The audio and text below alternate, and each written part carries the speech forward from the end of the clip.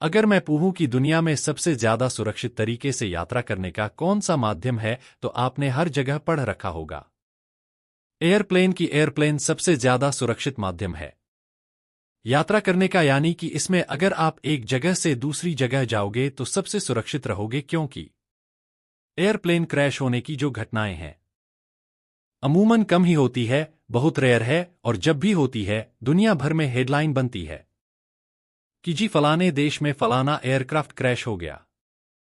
यहां तक कि क्रैश होने के बाद भी उस प्लेन पर 20 से 25 साल बाद भी आपको पिक्चरें बनती दिखेंगी, डॉक्यूमेंट्री बनती दिखेंगी, न्यूज मीडिया में आपको बताया जाएगा कि जी 30 साल पहले जो प्लेन क्रैश हुआ था उसकी क्या घटनाएं थी। इससे आप समझिए कि ये कितना ज्यादा सेफ माध्यम है, क्योंकि इसके क्रैश होने की संभावनाएं बहुत कम होती है। लेकिन अगर मैं आपसे कहूं कि एक ऐसा माध्यम है जो एयरप्लेन से भी ज्यादा सुरक्षित है लेकिन उसका नाम ज्यादा नहीं लिया जाता, उस माध्यम का नाम है पनडुब्बी। जी हां, सबमरीन दुनिया में सबसे ज्यादा सुरक्षित माध्यम है ट्रांसपोर्ट करने का। आप खुद सोचिए, हर साल हर कुछ महीनों के बाद आपको खबर मिलती है कि जी फलाने देश में फलाना एयरक्राफ्ट क्रैश हो गया।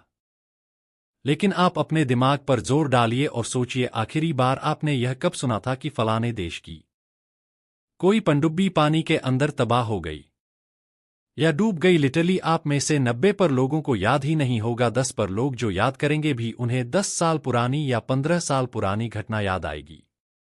इसे आप अंदाजा लगाइए कि ये कितना ज्यादा सुरक्षित माध्यम है। लेकिन इसका नाम ज्यादा इसलिए नहीं लिया जाता क्योंकि जितनी भी पनडुब्बी होती हैं यह बनाने में बहुत ज्यादा एक्सपेंसिव होती है, बहुत ज्यादा खर्चा आता है इनको सुरक्षित बनाने में, इसीलिए इनका इस्तेमाल सिर्फ मिलिट्री पर्पस के लिए किया जाता है या समुद्र के अंदर खोज वगैरह करने में इनका इस्तेमाल। अगर आप यात्रियों को ढोने में करोगे तो फायदे से ज्यादा नुकसान होता है, क्योंकि इसे ऑपरेट करने का खर्चा भी बहुत है। लेकिन इससे आप समझ गए होंगे कि पनडुब्बियां कितनी ज्यादा सुरक्षित होती हैं। लेकिन इससे भी ज्यादा सुरक्षित एक चीज है, वो है परमाणु पनडुब्बी। वो तो अल्ट्रा लेवल की सेफ्टी के साथ आती हैं, क्योंकि उनमें लगा होता है न्यूक्लियर रिएक्टर। अगर गलती से भी वो तबाह हो गई या हमेशा के लिए पानी के अंदर दफन हो गई ना, उसके बाद तो समझिए कि एक परमाणु बम है लाइव, जो कभी भी फट सकता है। और जिस भी इलाके में वो डूबेगी ना, उसके आसपास के कई 100 किलोमीटर के एरिया में कभी भी एक ऐसी तबाही आ सकती है जिसे रोका नहीं जा सकता, यानी कि एक परमाणु ब्लास्ट। लेकिन उससे भी बड़ी मुसीबत यह है कि अगर वो फटा नहीं, रिएक्टर हमेशा पानी के अंदर ही दफन रहा, तो भी मुसीबत है, क्योंकि उससे रेडियो एक्टिव मटेरियल लीक होता रहेगा जो कि आसपास के पानी को और उसके इलाके को इतना ज्यादा प्रदूषित कर देगा।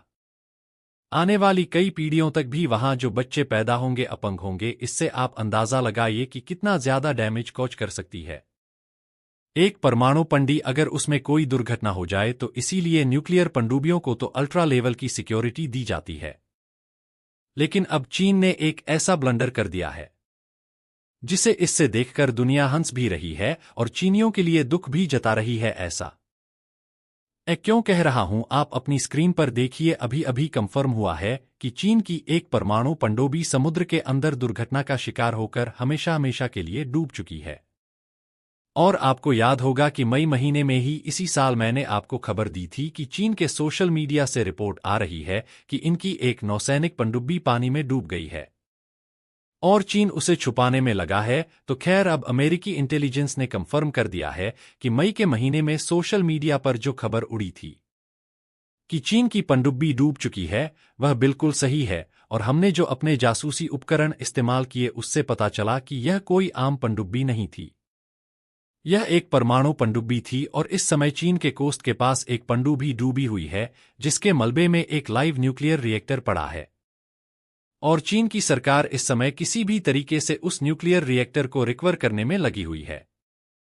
इसके लिए वो पैसा पानी की तरह बहा रहे हैं, क्योंकि उन्हें पता है ये न्यूक्लियर रिएक्टर कभी भी कुछ ऐसा कर सकता है जो चीन की आने वाली 10 पीढ़ियां भी भूल नहीं पाएंगी, इतनी तबाही ला सकता है।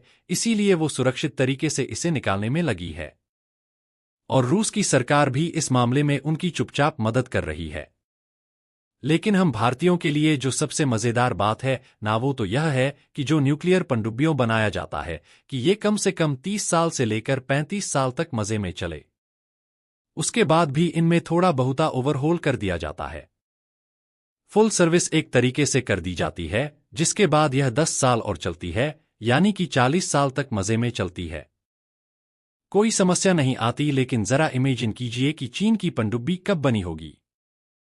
10 साल, 20 साल, 30 साल नहीं, यह पनडुब्बी हाल ही में कुछ ही साल पहले तैयार हुई है।